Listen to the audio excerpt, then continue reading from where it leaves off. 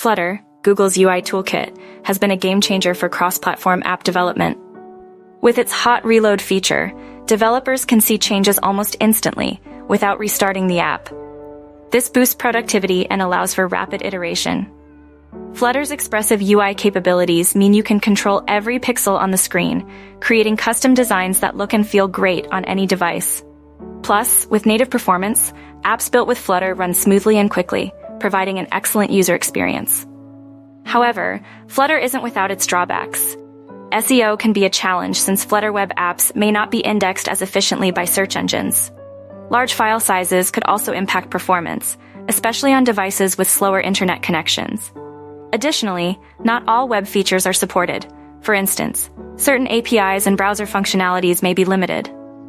And for newcomers, the learning curve can be steep, given Flutter's unique architecture and reliance on Dart, a less commonly used programming language.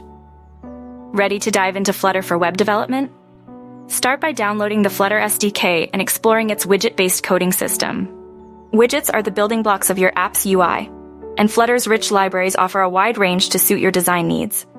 For guidance, check out Flutter's extensive documentation and online tutorials.